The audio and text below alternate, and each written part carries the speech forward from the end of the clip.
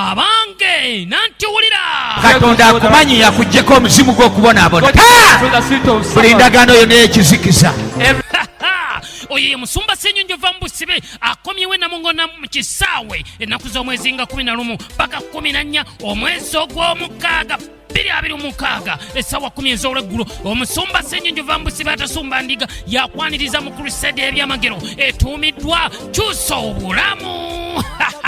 Mbeera ki gy'oyitamu embeera terumba ddiini jangu Namungona mu kisaawe tozaala tofumbirwa by'obasoma si byokola sente zikuyita buyisi mu ngalo buli kyokwatako kifa tolina mukisa oliko bikolimu bakusibirako olubuto oba embuto ze zivaamu wadibira ku lujja mbuuza kizibu ki ky'olina embeera terumba ddiini jangu mu kisaawe Namungona ennaku z'omwezi nga 11 omwezi ogw'omukaaga okutuusiza ddala nga 14 ye musumba Ssenyonjo va mu Busibe atasumba ndiga.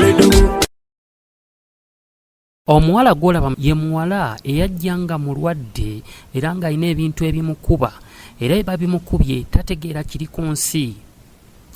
Sisita waagamba nti bwe biba bimukubye aggwamu omusaayi n'amazzi bwe bimukuba n'okusoma aba takyasoma so nga ate ali mu siniya yakuna. Baamuleeta ku kkanisa nga tebabitegeera ng'abakozesezza eddagala lyonna byagaana ne ku basawo ne batuuka naye era ne bigaana. Oluvannyuma baafuna amagezi ne bajja ew'omusumba Ssenyonjo era musumba Ssenyonjo n'abasabira omuwala n'atereera era agenda kuddayo mu misomo gye era beebaza bwe bati. Naye otulo ne tubabula okumala akaseera. But they had sleepless nights for a while. Mwana muwala oli Hajjati ne yeekolamu omulimu n'abagamba banaye mumuleete. The sister told them, bring that girl to me. So this daughter of mine all the way from Shema. Muwala wange ono avudde Shema, yava The Shema. people of Shema, you must know Abe Shema mwenna muteekeddwa that okumanya Shema is not far. ti Shema teri wala. Okay? So if there is any problem with you bw'oba ng'oliko ekizibu kyonna and you are in Western region, ng'oli mu bitundu bya Western, please prepare this week teekateeka wiiki eno and come to Nansana, Kampala. ojje mu Nansana, The Lord Kampala. will give you the answer. Katonda ajja kuwa ekyokuddibwamu. Kati wenjogerera wano gwe baali tebasobola kumpeereza mu ofiisi ng'ali yekka olwaliro mbaddeko naye nga njogera naye bwogu I talked to her alone in my nga office byayogera abitegeera when she was in her right senses, annyonnyola ensonga explaining issues well, ne neebaza Katonda w'abaddugavu. and glorify the black God. Wandibadde onnyonnyola mu lulimi lwo. Explain in your language. Amanya bampita Tusingwire Daphne. Nutusiima Ruhanga owava mu Busibe atutambiire tukabasa kuba bahulire shaheji. Ninsima musumba Ssenyonjo webale musumba okutushabira era Ruhanga base kukorra ekyokusinga kwetaaga.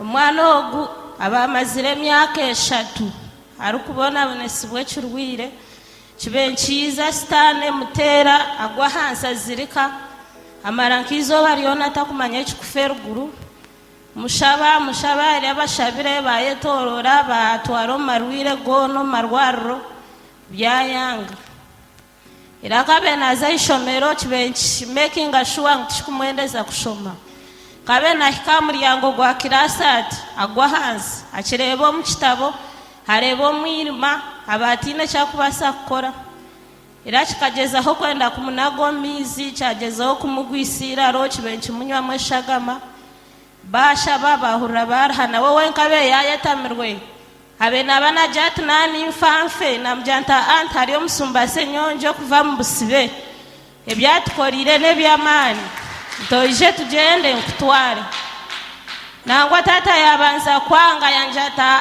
atayitushabire ati bikuza kukora namugira nti iwe mumpereze nti mutware ekirungi nkamureta rikari izooba lyorwakataano era erizooba lyenyine rinamureetiremu akagwa yazirika naterera musumba namugambira namugira nti musumba nti omwana mbemuresire omushabire nti konka twatakashikira okwe yazirika yanje ata totafayo ati ninkubashabira yangambira eki nabe nyine kukora nakikora era yimuka yayemerera twija twararaho mu kanisa sande yamushabira kutabe twarga kumushabira era yaba erizoba ryenyini yagaruka yagwa naja nturuhanga wanje tomwana kata kuterera nagaruka namuterera jata ato Tofaayo tomwana nakuterera tukuzira beshahina togaruka nterere n'abantu bisi namuterera kunamugambire yajata ati mare weeks 2 muri kurara mu kanisa twatandika amande jo twararamu era twahika week emwe n'ebiro 2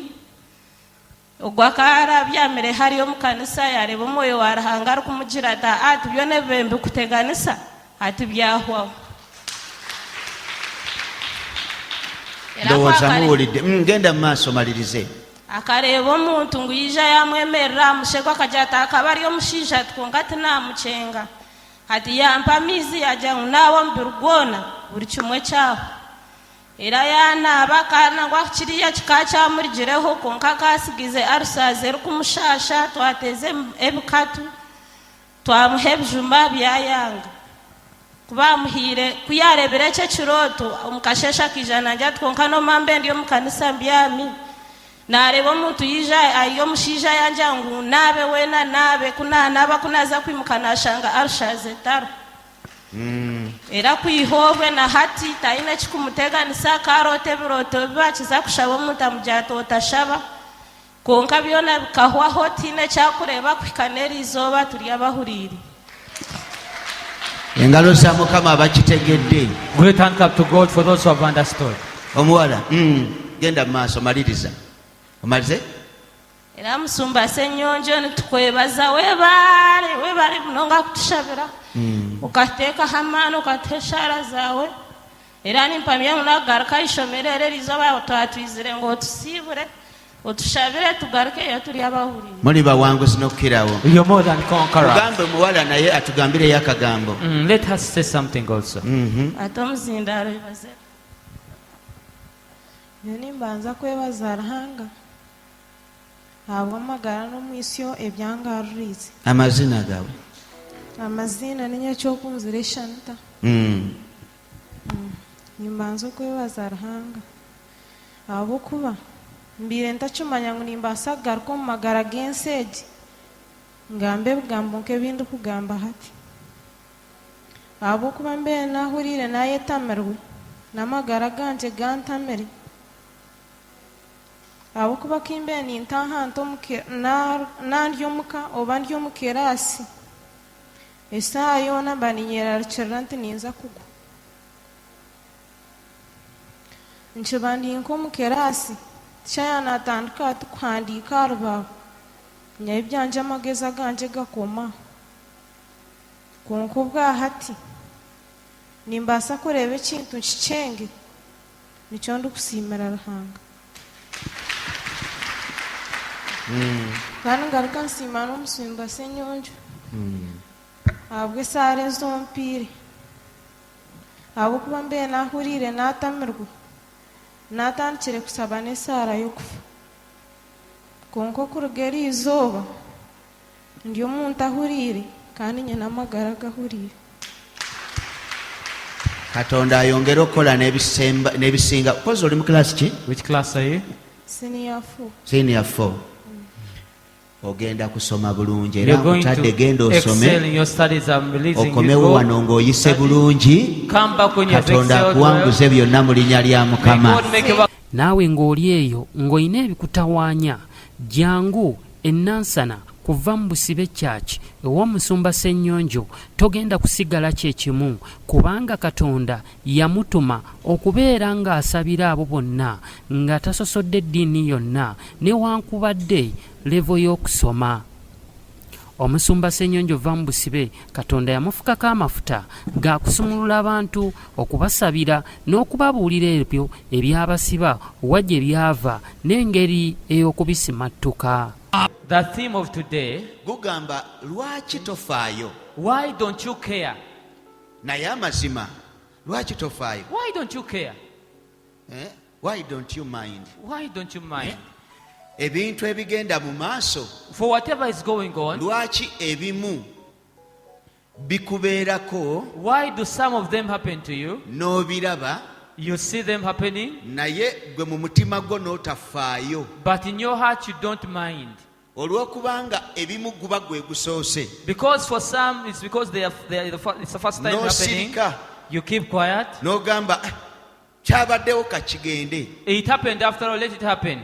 obutafaayo ku bintu You not minding about whatever kye happens kimu ku bintu eby'obulabe ennyo is one of the most dangerous things ebikuviirako okugwanga mu binnya that would cause you to fall into problems ne mu bizibu and troubles. gwe n'olowooza bikutuuseeko abrupt And you naye nga byakuwa warning. They're just happening abruptly, yet they warned you before. okufaayo Minding, kituyamba helps us, kubanga tewali kintu kyonna because there's nothing ekibi that is bad ekiyinza okutuuka ku bulamu bw'omuntu that can happen to any person's life nga tekimaze kulaga bubonero. without showing signs prior. obubonero The signs bujjira mu bintu nga 5 ebikulu. manifest through 5 major things. obubonero bujjira mu bintu Signs by'olaba come through n'amaaso go. things that you can see with your eyes. nalabye olugoye lwange I saw my cloth. nga balusazeemu. kiki ekyalusaze? When a piece has been cut or has been cut into ndabye two. omwana wange nga bamusaze enviiri. I kiki saw my child's hair cut. zaalazeewa? Where did that hair go? ndabye ekisota mu nju yange ekitali kya bulijjo. I saw a weird snake in my house. ekinyonyi kivudde eri mu ngeri etali ya bulijjo A ne kyetooloolera mu nju ne kigwawo. Came in a weird way, rotated in my house and fell down. gamba okulaba. naye bantu mwe we muli mbalagidde abali okumpi naye wala gamba okulaba. Say that vision, So, seeing. akabonero k'okulaba kakulu. The sign of seeing is very important. ne wabeerawo obubonero There are other signs obujjira ku mubiri gwo that manifest on your body, nga bukulabula warning you nti zuukuka. that wake up. ebigenda okutuukako biyinza obutabeera byangu Whatever is going to happen to you may not be easy, naye nga bijjidde mu mubiri gwo. but it's coming through your body's ekisooka warnings. First of all, kisobola okujjira mu kweraliikirira. gamba okweraliikirira okweraliikirira. tolina ky'omanyi nti kizibu weekiri There's no problem that you know is happening to you, but you're worried. naye emirembe gikuweddeko. You've lost all your peace. n'odda mu kisenge n'ovaayo, You go to a bedroom, you leave. n'ogenda mu ddiiro You go n'ovaayo, to the sitting room, you leave. n'oyagala okusimbula ova ewaka n'owulira ng'amaanyi tolina, To leave home, but you feel you're having no n'oyagala strength. ogenda okwata ebooda oba takisi oba ovuga emmotoka yo naye nga tomanyi kiriwo. You want to ride a bicycle, a motorcycle. emmotoka bulijjo ogivuga All along you've been driving your car, naye kwolwo n'ogikwata ng'olinga omuyiga but that day you drive as if you're just a nga learner. weekanga n'ebitaliimu. When you're just getting scared all the time, n'otuula mu takisi you sit in the taxi. buli we basiba n'owulira ng'abagenda okusuula mu kinnya. Whenever they have a stop, as if you're going to be dropped in a ebirowoozo ditch. bikugamba naye ogenda funa akabenje. Thoughts are telling you that you're going to have an accident. n'otuula ku booda nga buli kaseera owulira egenda kukuba mu ki You sit, mu kituleero ekinene ebirowoozo biri munda. weeraliikirira. you have a lot of anxiety, you're worried about almost everything. woman, why don't you mind? Nyabo lwaki tofaayo? nyabo gw'olowooza ekintu ekyo kimaze gajja You think it's just happening? mu magezi go olinda keesi na ntaana olyoka oddemu amagezi. Are you first waiting for that to happen, then you wake up?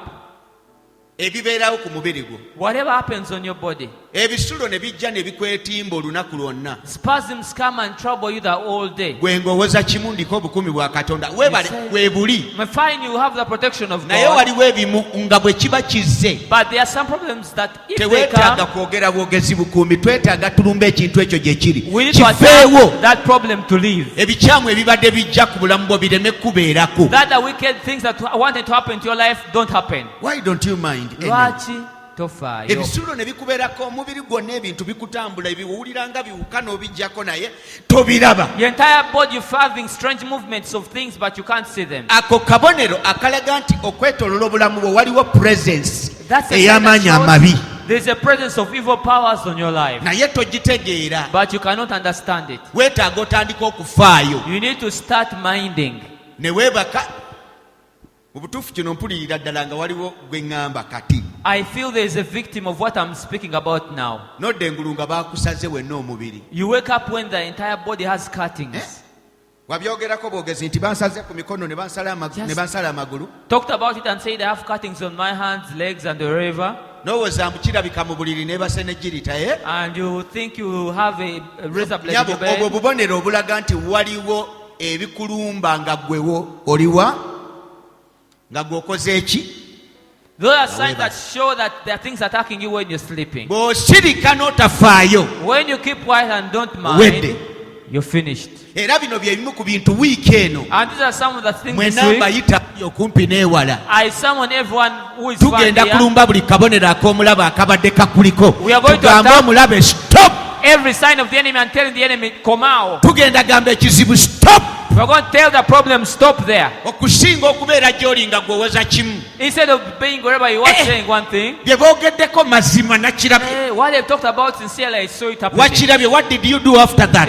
Kiki wakozeewo ng'omaze okiraba. Obwongo bwo olinda omale kuggwa bagambe nti kati wakutuse kutusa amagulu olyoke otegeere nti obubonero bujja nga waliwo ekintu eky'amazima ekijja. Are you first waiting for death to happen, then you know that there's signs come for a purpose? Olinda ddoboozi lya Mukama. You're waiting for the voice of God. Lino ly'owulira lya Setaani. Is this voice that voice Wabadde of omanyi nti Satan? bino bye njogera ogenda biwulira. Did you know that you would hear what I'm telling you Katonda now? gw'olinda ayogera naawe. That God is Era ayagala kuzikiza na kuziyiza ekizibu ekibadde kyagala okujja. wants to silence every problem that wanted to destroy your life. Obubonero bw'oku mubiri Physical signs bubi nnyo. are very dangerous. Bulabula ekintu ekibi nga kijja. They warn you about something bad that's going to N'olumbi happen. bw'omuliro omuyitirivu naye nga guva no ku mavivi kukka wansi. You're attacked by burning sensations from the knee level up to down. N'olumbi bw'amaanyi amabi nga weebase ne gakwata n'olwana ng'olinga awulira naye bakutuga Evil ogenda. powers attack you when you're sleeping and they strangle you almost to death. Obubonero bw'oku mubiri. Physical signs. Tuyingire mu bubonero obujjira mu birowoozo. Let's go to signs that come in the thoughts. Wakafuna obufumbo buli lwe weebaka olaba olina muntu mulala. You're newly married, but whenever you sleep, you see yourself with someone else. Abanga abalina ebitanda n'obuliri. Those have beds. And you don't know. Ababirina. Those who have beds. Weebase. You're sleeping. Naye owulira waliwo omuntu buli lw'oteekawo omutwe waliwo omuntu ajja nga tomanyi n'atuulaawo we weebase. Whenever you're sleeping, someone comes and sits wherever N'olwana you're sleeping. ozuukuka omulabe naye ng'akukutte tosobola You kumulaba. struggle to wake up to see them, but you cannot see them. Era n'ogamba olinda bubonero bulala otegere nti waliwo ekizibu ekitakwagaliza kubeera mu maka gaago. You still want other Wait. signs to show you that there's something fighting your marriage. Lino eddoboozi lizze kutaasa tova wano na kizibu ekyo. This Never. voice is coming to save you, not living with this problem. Why don't you mind? Lwaki Tofaayo. Pulidde ennaku ezo musumba omanyi nalabye ekirooto emirundi 3 Some people have been telling me, Pastor, I saw a dream 3 times.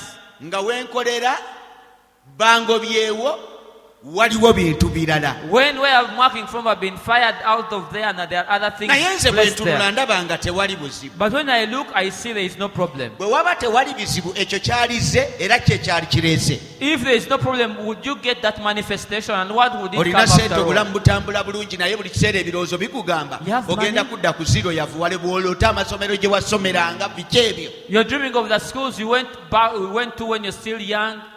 Olw'okubanga tebinnakubeerako so you don't mind. Because they have not yet happened, kati teweefiirayo. Obubonero bw'olaba obwo bwonna bukugamba All those signs you're seeing are warning you nti waliwo ekibi ekijja. that there is something bad coming forth. Nzize gy'oli I've come to you ng'eddoboozi lya Mukama okugamba as a voice of God to tell you ekibi ekyo ekijja kiziyizibwa leero kiwuguke kigende kigwe walala mu linnya lya that Mukama. problem intending to come is being stopped today. Let it happen somewhere else in the name of God. Gezaako okujjukira. Try to remember. Gamba okujjukira. Okujjukira. Basebo ne banyabo kano kasitole kabagambe kubanga kankutteko nnyo for this week. Let me tell you this story because it touched me so much weekend. Nasabirako omusajja eyali alina ka contract ng'akola ku kisaawe ky'ennyonyi ekimu I one time prayed for a man who had a contract working at a certain airport mu nsi z'Abawarabu. in the Arab nations. Naye ebbanga libadde liyise. But a while had passed since Omanyiza then. okujjukira ekintu ayitha kiba kibi nnyo oba kirungi nnyo. For me, I remember things that are so good or so Ensonga eno bad. nkulu This is very important. nnyo.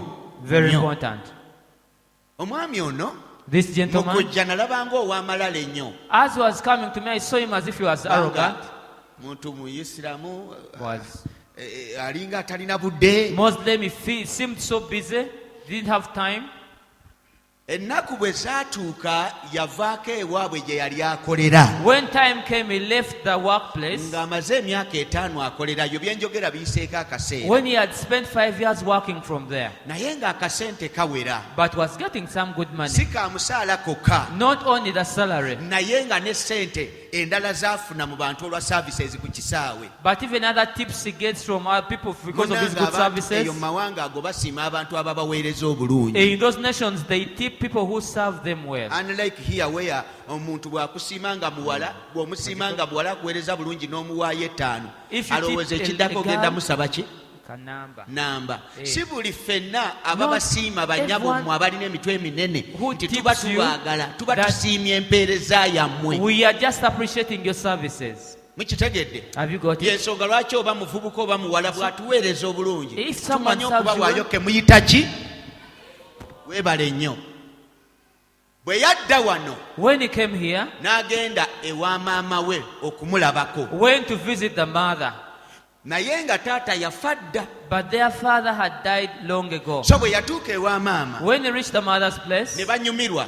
They enjoyed the Mama moment. n'amugamba, the mother told him, mwana wange togeza kuddayo. My son, don't dare go nga back togenzeeko wa maama wo. without visiting your mother. Ali wani? Naye mubitegedde. Ali wa maama we. He's at the mother's place. Mama n'amugamba, mwana wange toddayo nga togenzeeko wani? Wa maama wo. Don't go back abroad before going back to your mother's place. Baali bakazi bajja babiri. There were 2 co-wives. Omusajja n'azimbira omu wano n'omulala wali. Man built for one here and one the other side. But there's a distance in between. Kaliwo kebongo oli gumite. You can walk obeera ng'osobola okutambula. Ebyalo mubimanyi bagamba wali naye nga wala. Would be pointing, but it's a far distance. So olw'okubanga taata yafa dda bano ababiri gwe baali balwanira. Because their father died, the one they are fighting for. Bali bumu tewakyali lutalo. Now they seem to be in harmony. There is no battle anymore. Okitegedde? Omwana n'agamba kangendeyo. The boy said, let me go. Ng'afuna kannyinaawo.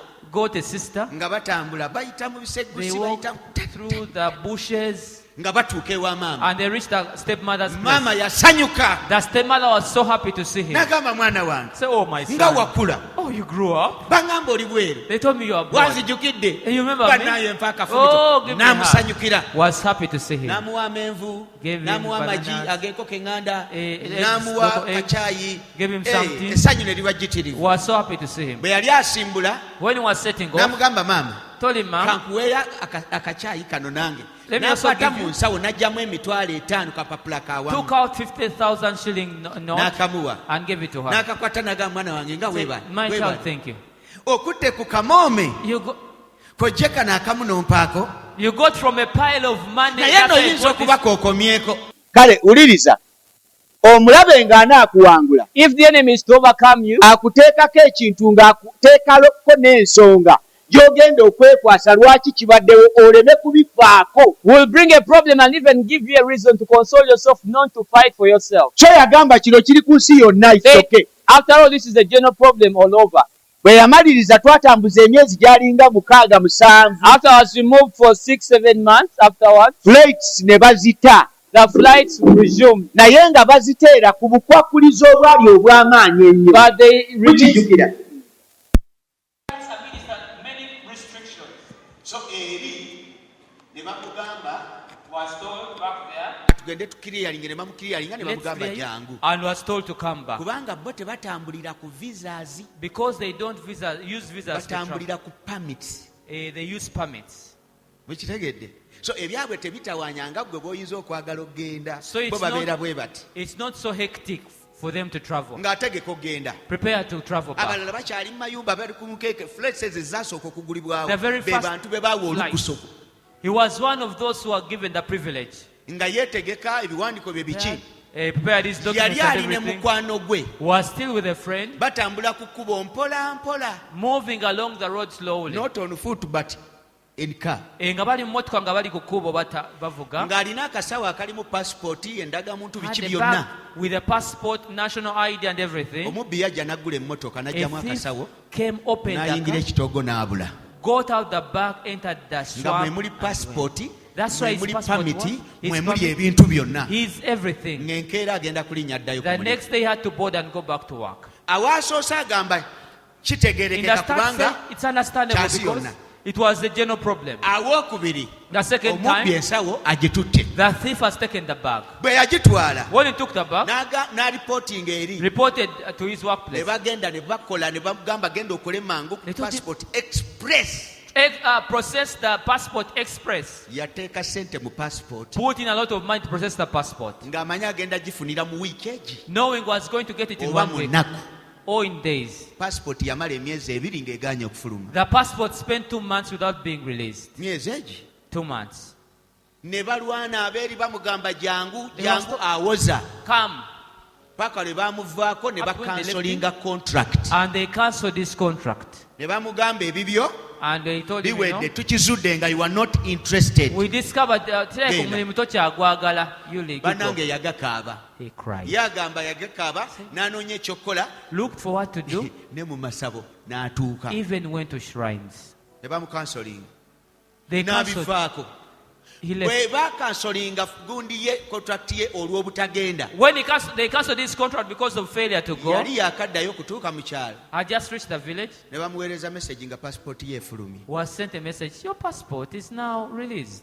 Efuluma ngeri bamaze kola ki Cancelling. kumukansolinga passport n'efuluma The passport was released. n'agezaako okwagala okunoonya ebyokola ne To bigaana look for a job failed. n'akwatagana n'emikwano gye n'agezaako ne bigaana. Friends trying to do work failed. Kyava agenda n'agamba mbu ayagala kukyusa agende mu mawanga amalala taddayo eyo. He said he wants to change the nation to go to, he went to N'afuna another nation. mukwano gwe Got another friend. ali bweru n'amulagirira ekitongole gy'alaga A friend directed him to where a company can link up with. yagenda obbikolako n'awaayo ssente nga tebikutuka He paid money, but n'agamba ebyokutambula no success came.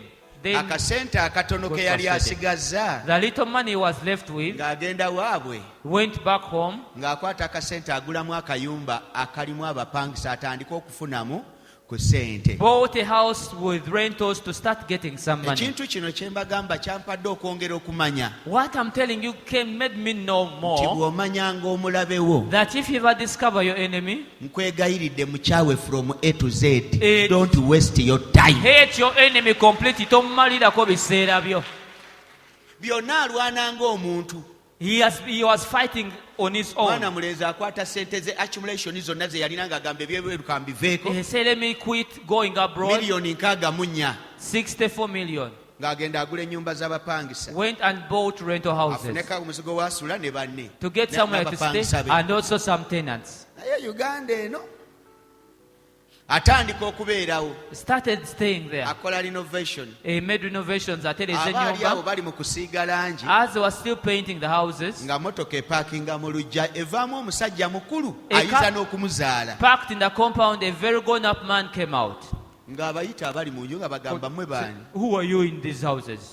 Nze nannyini nze I'm naguze the wano owner. I'm the one who purchased this place. nze naguze wano I'm the one who purchased this place. ng'agamba gwe waguze You're the one wano who bought this place. wano omanyi nga waani Who do you know is the owner of this nga place? atumya nga baleeta ebiwandiiko. They sent for documents, they brought it. muzeeyi ng'asoma ku biwandiiko bw'ati And that elderly man read the documents. ng'agamba ono mumanyi naye ono I know this person. just muto wange namuwa kuuma wano This, talinaawo obuyinza. my young brother, I just told him to keep this place. Has no authority over this land.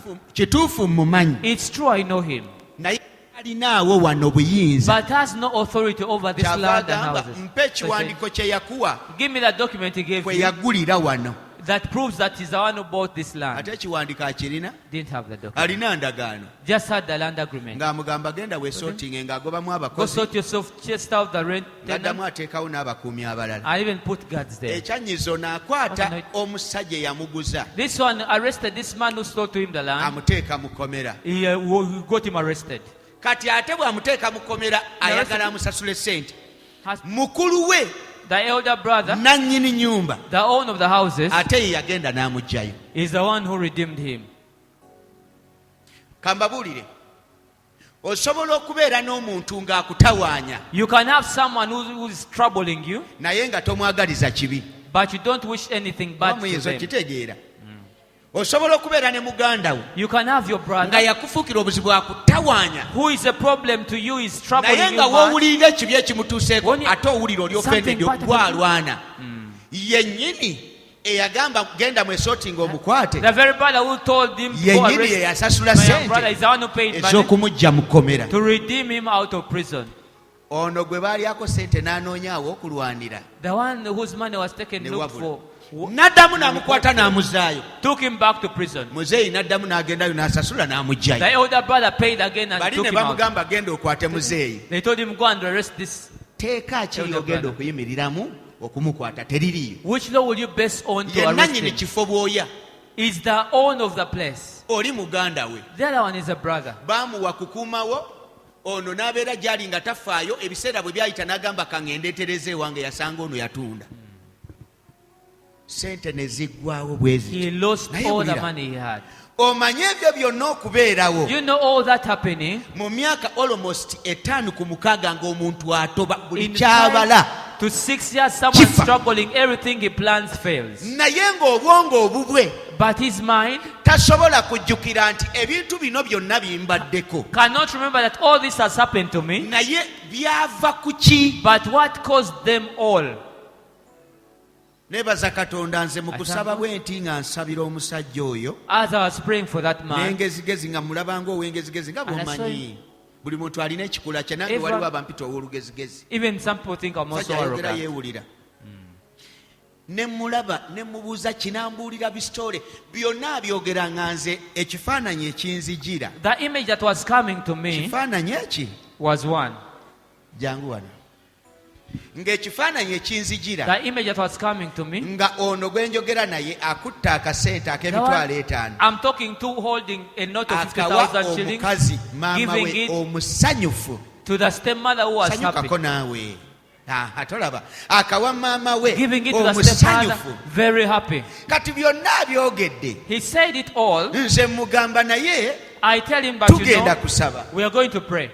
naye ndaba nga obuzibu bwo bwonna I see that all your problems, ndaba olina maama wo I see there is a stepmother of yours. lwe wamuwa sente emitwalo 5 There is a time you gave her 50,000 shillings. nga musanyufu nnyo When she was so happy, awo weewaava obuzibu yekukola ekikyamu that was the root cause of your problem. ekikubonyabonya She's the one who did the wicked thing that's troubling you. maama wange My mom, mu mutima gwe yakigaana in his heart, he refused it. nze ndabye maama I told him, I saw your kati stepmother. bwe mba njogera maama When I spoke to olowooza the ono mother, gwe ŋŋamba ye ebirowoozo bigenda ku maama ki amuzaala yakigaana ate nange nga sirina mangu ago sirina kigenda buzibu kutuuka ku leve eyo kubikula nti maama oli and at that level, I could not tell him that it's the stepmother. ekigambo ekinzijira kiri kimu maama only na mitwalo 5 I told him your mother and the 50,000. n'akaseko sanyuka n'akaseko And a smile on her kyokka face. kyekinzijira That's what was coming to ono my gwe mind. ŋŋamba The one I was telling, kati genda wabula olinga omulogo yennyini ono gwe ŋŋamba the one I was telling, mu mutima gwe in his mind, he said, no.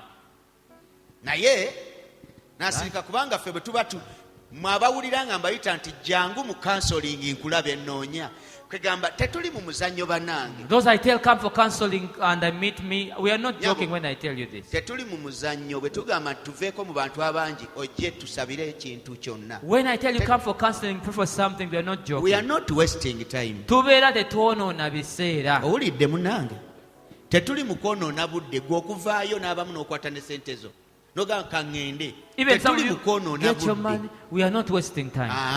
No. waliwo ensonga nga y'amazima There is a genuine reason why we do it. wakati mu kubikulirwa okungi Amid this a lot of revelation, ye n'atambula n'agenda moved and went. era yatuuka n'abirowoozaamu And talked naye nga about it. tebigatta But things were not relating. kyova olaba olumu osanga n'omuntu nga ayombamu That's why you find someone complaining sometimes. bangi kuma otuuka n'ogambibwa ekintu naye nga tokitegeera I told something but you fail to understand it. nkwegayiridde okiteekanga ku mutima n'osirika Always keep it on your heart and keep quiet. n'olinda buli kimu n'ekiseera kyakyo And wait for everything in its right time. oluvannyuma ennyo After a long while, katonda nga bw'atanywa nguuli as God lives, n'akyalira katooke visited wewawunako kati kafuuse mukazi the young sister by that time, now much as she's now a woman, n'amugamba naye told her, but you know, gye wagenze baakugambye eki? the sister asked him, where you went, where did they tell you? bannanga abatambula ne muva mu byalo ebyewala ne mujja ne mundaba abababuuza nga muzeeyo nti bakugambye eki? Those who move from far villages, you come here, then they ask you, bw'abeeranga mutuufu munyumizenga bye bakugambye. what have you been told? If it's the right person, narrate to them what you have been told. Yambuulira agamba He says, nsomba yansabidde the pastor prayed for me. buweereza obwo mbuwulira bulijjo bw'amaanyi naye yaŋŋambye That ministry is powerful, but the pastor told me, ng'okubonaabona kwange kwava ku maama my suffering came from my mother. kubanga yampa akapapula namuwa akapapula k'emitwalo 5 bwe ati bwe yali nga akakwatanga musanyufu Because I gave him awe waava obuzibu. the 5,000 shilling note, then she muto we bewitched me. n'agamba gwe The sister said, you, yakugambye eki? what did he tell you? And she told you n'akugamba mbu oyinza okubaza okomyeko that that might be ng'asekaaseka. the last money you get when she was n'agamba laughing. omanyi ng'okuvako olwo toddangayo bweru, Not from omanyi that ng'okuvako olwo buli kimu time, kyayonooneka. from that time on, things got messed up. n'azuukuka eyali anvuma okumulagula by'atamanyi One who was doubting my prophecy yankubira essimu emirundi saagikwata. called me many times. neebaza katonda ali omu ku bantu abasponsoringa obuweereza I buno thank God he's olwaleero. one of the people sponsoring this ministry now. wuliriza, Listen. lwe lunaku lwalinga omuntu njagala nnyo okusomesa nga mbabuulira kye mba nsomesezza. mwe temulina kagoye wano? ani alina akagoye nga weebikiridde? Who akagoye has akaleesu a lesu Leeta, or leeta. veil? akanaasooka okutuuka kenja okutwala. mwebale nnyo langi ze mulese zombi nzaagala nnyo. manyi abakazi bw'obanga otudde ogira ne weebikkako bw'oti lugoye ne bwe luba luwanvu lumanyi okwesika so mba nkakasa bwe mbatuma obuleesu mubeera nabo. ye lwaki ngezesa ku ggwe jangu kati kibeera bwe kiti baana ba Katonda mu mukwano mwe njagala tuyigire jangu eno nisha. kati mu bulamu bw'ensi eno In this life, omutego olwaleero gugamba ki? lwaki tokola ki? why don't you mu mind? bulamu bw'ensi eno In this world, buli kintu ekikutawanya kirina gye kyava. Look at me. everything troubling you has a nze source. musumba va mu busibe mbalaga ekintu bwe naamala okukikola buli agenda okuva n'ogende wabeerewo ekituukirira ku bulamu bwo. After a year, let something happen to you. isha totya kati kyuka otunula eri bwoti. Turn the other side.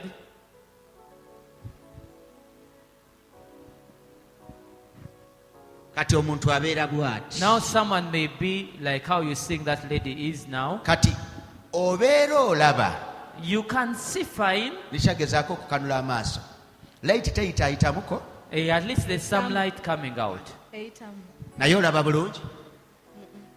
kale obeera olaba You can see slightly, naye nga si bulungi but nnyo. not with a clear vision. era naddala obudde ne bumala buwungeeramu nga mulemezaako akagoye When it gets to evening, when that veil is n'okutambula aba around agenda your eyes, tambula ng'atomera ebintu. will lose the vision completely. bannange mwekitegedde? Have you understood that? kati obulamu buli lw'otambula mu bulamu Whenever you move in life, nga tolina kye bayita clear sight When- of your spirit, nga mu mwoyo gwo tolina kulaba kwa oba nnamaddala. ogenda kubonaabona ne bw'oliba mugagga otya bigenda kuggwako nga tomanyi gye You biraze. suffer however much you are rich, you lose everything. bassebo ne bannyabo, amaanyi g'enjiri eno ey'okuva mu busibe The olwaleero power of this teaching of coming out of bondage today gaakulwana kujja is to fight, kukuggyako ekibisa amaaso. to remove the veil around your eyes. bwe mmala okukiggyako After removing it, obwongo buno kubanga amaaso ge gano naye kati tuli ku kyamwoyo. we are now handling bwe something mmala spiritual. okukiggyako bwe nti After removing it, ogenda kutandika okulaba by'obadde tolootangako. you will start seeing what you had never dreamt of. ekivaamu Then consequently, ojja kuzuula ebintu bulijjo by'oyisaako amaaso nga tofaayo. you will discover things that you are overlooking, that you're not minding about. ate buli lw'obikkulwa amaaso And whenever your eyes are opened, ekikuliko ne kikuvaako and whatever veil is on your eyes ogenda leaves, kutegeera abalabe bo ne bye baakukola. you'll understand who your enemies and whatever they did to you. otegeere lwaki amaka go gaafa nga bulijjo olowooza just mukazi yeetabula, just musajja yeetabula. ojja kutegeera ekyatta amaka go kiki. You'll understand what made your marriage to fail. bw'onoovaako ekibisa amaaso when the veil around your eyes leaves, ojja kutegeera you'll understand. omuntu eyali akola sente nga zijja A person who was making money and lwaki it comes, sente zaatuuka emirimu gyo ne gyonooneka why did your work crumble? otegeere n'omulabe we yakola ekintu ekyo ne bwe kaba nga kaali katono bwe You kati even know the enemy who did such a thing to you. bw'omala okutegeera ebintu ebyo After knowing all those things, ojja kufuna speed You receive ey'obulamu speed. toliddamu the speed of your life, kutomera bijinji nate you will not again force trump toliddamu obstacles. kutomera bijinji nate You will not bump into obstacles again. bangi kumu abampuliriza leero muli mu kubonaabona Many of you listening to me today, you're suffering lwakubanga amaaso go gabadde tegalaba because your eyes could not see. mwana mulezi gwe njogeddeko olwamala okitegeera The gentleman I'm talking about, after discovering that, teyagendayo kumulumba did not go to attack the stepmother, no. teyakola kintu kyonna Did not do anything in revenge. yagamba musumba akole ntya Yes. konze kookitegedde I told him, the good thing you've understood it. kwata bino genda kati ye yakozesa ddogo gwe genda n'amazzi gano genda Just go with this Genda water, onaabe. go and wash it. nze nali Shower with nabifa it. nako oyo omuntu gwe njogerako mulabidde emyezi ng'esatu emabega The person I'm talking about, I saw him 3 naye months ago. sitole gye yaŋŋamba almost ya myaka 5 ku But 6 the story told me is about 5 to 6 Etaano. years. byabeerawo mu 2019 ng'ayingira 2020 It bw'ati happened when he was entering 2020. lwe byabeerawo That's when it happened. n'atawaanyizibwa ebbanga eryo lyonna He struggled all that time. nebaza katonda bwe yamaze okufuluma I thank sente God n'atandika after ozifuna going abroad, got kati money. ekitiibwa kya katonda kirabisibwa Now the glory of God is manifesting.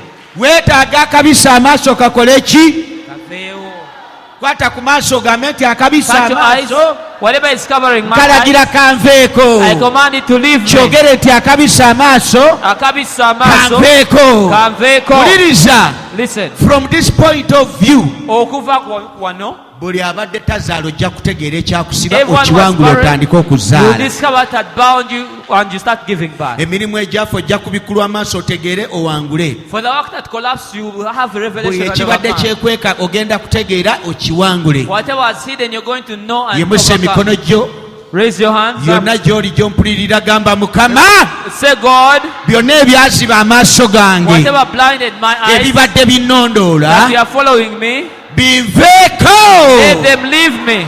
ddamu ogamba ayi mukama Say, oh God, byonna ebyaziba amaaso gange whatever blinded my eyes ebibadde bimbonyabonya that you are tormenting me, ebindeetera endwadde embi that bring me strange diseases, mbiragira binveeko command them to leave me. yogera ebigambo ebyo emirundi nga 7 Speak those words 7 tuwulire times and we hear. yogera mwana wa katonda Speak out, child of God. yogera mwana wa katonda Speak out, child of God. yogera mwana wa katonda Speak out, child of God. yogera mwana wa katonda Speak out, child of God. yogera mwana wa katonda Speak out, child of God. yogera mwana wa katonda Speak out, child of God. ekintu ekyakubika amaaso Whatever blinded your eyes, olwaleero kiveewo let it leave today. ekyabika amaaso Pulirizaako. mukyala eva yimirira Madame Eva told me aŋŋambye nti yaloota ebirooto omulundi ogusooka she had dreams the first time, n'aloota ebirooto omulundi ogwokubiri she had dreams the second time, n'aloota ebirooto omulundi ogwokusatu she had the same weird dreams the third time. nga kyonna kimugamba taata we agenda kufa All dreams showing that her eva sibo father kibadde was to die. kati weebale kufaayo banayi mwogere nti okufaayo Okufaayo. ebigambo ebyo by'oyogedde bituufu Those words you said are right.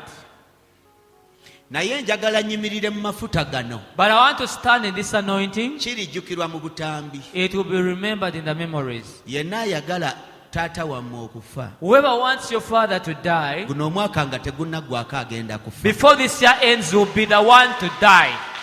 naye kyolaba kituufu But what you're saying is true. nkusabira I pray for you ne famire yonna and your entire family, nga njogera ebigambo bino speaking these words mu kukkiriza in faith. nti buli ayagaliza famire eyo okuziika Everyone who wishes that family to bury his musabira ng'omwaka guno tegunnatuuka mu desemba nga 31 before this we reach December 31st this year, omuntu oyo aziikibwe let that enemy be buried instead. era nyaba onkutumira ekigambo kya katonda And I send the word of God for you n'amaanyi ga katonda and the power of God n'ekisa kya katonda and the grace of God. kikwetooloole Let it surround you. kikube kikubeereko let it be upon you kiggyewo buli ekikyamu kyonna to remove everything wicked ekiri waka wammwe. that is at your home.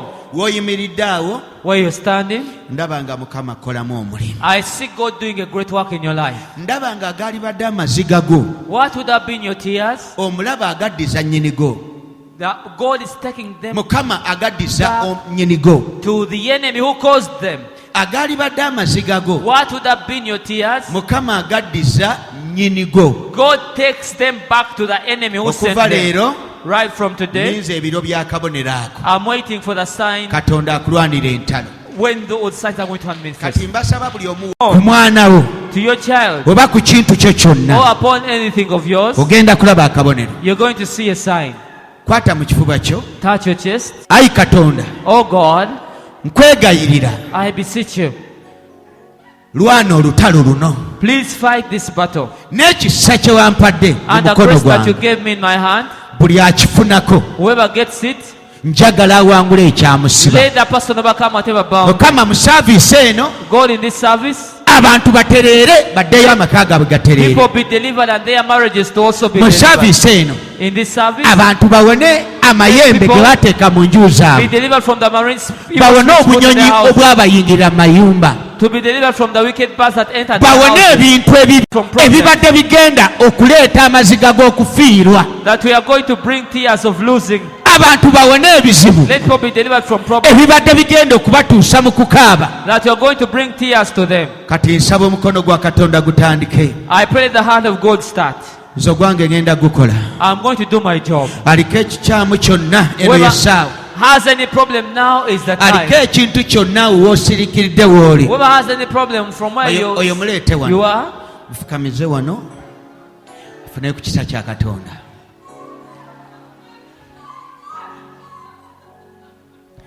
Ekisa kya Katonda kitambula mpola the grace of God is moving steadily okusuula buli muntu aliko ekizibu. to look out for everyone with a problem. Ngenda kukolako akabonero. I'm going to perform that sign on you. Buli kintu kyonna ekyekwese Everything nkiragira. that is hidden, I command it. Dayimooni gwe ebiseera byo biweddeyo. You demon, your time is over. Va ku mwana w'omuntu. Leave that child alone. Ebiseera byo biweddeyo. Va ku mirimu gy'omwana wa Katonda. Leave the work of the child of God. Ebiseera byo biweddeyo. Your time is over. Va ku musaayi gw'omwana wa Katonda. Leave the blood of that child of God. Mu ddakiika eno omuntu asooka At this okutuuka wano moment, the first person to reach here, okubonaabonako kuggwawo leero. your suffering is ending today. Amaziga g'okabye nga bakufutizza nga The bakuzikiriza tears you've cried nga being bakunyogereza trampled upon. okubonaabonako kukoma leero. Your suffering is ending today. Amaziga go gakoma leero. Your tears are ending today. Ennaku yeekoma leero. Your sorrow is ending today. Njagala ebizibu bye bikome leero. I want those demons to end today. N'obeera ku nsinga. Saba essaala eyo ng'okkiriza. Make that prayer in faith. Mukama mbikulira Lord, reveal to me omulabe wange. who my enemy is, Mutegeere, for me to know them muwangule. and overcome them. Saba essaala eyo. Make that prayer. Saba Make essaala eyo. that prayer. Tulinga abasaaga We're doing it jokingly, naye wano waliwo okuwangula. but there is victory here. Baana ba Katonda benyumiridde mu maaso mwe abali kolomu eno okuva eno okutuuka emabega. Those in this column from the front up to the back, Waliwo gwe njagala nga tetunnamalako omwezi gwa mukaaga omwaka guno. before we conclude the month of June this Katonda year, ajjewo ennaku ebadde ekutambulirako. Let God Omuzimu remove gw'ennaku the spirit of ngulagiramu misery. abali mu maaso. Ebintu bigenda kukyuka. Things are going to change. Ebintu bigenda kukyuka. Things are going to change. Ebintu bigenda kukyuka. Things are going to change. Ebintu bigenda kukyuka. Things are going to change. Ebintu bigenda kukyuka. Things are going to change. Buli alina embeera yonna embi Whoever has any wicked situation eyakwata obulamu bwo, that bound your life, ebibyo bigenda kukyuka. everything of yours is Buli going to change. lutalo lwonna Every battle olw'omulabe lwe yakwambaza, that the enemy dressed you up ebibyo with, bikyuke. let everything of yours Bikyuke. change. Let everything of yours change. Bigenda kukyuka. Things are going to change.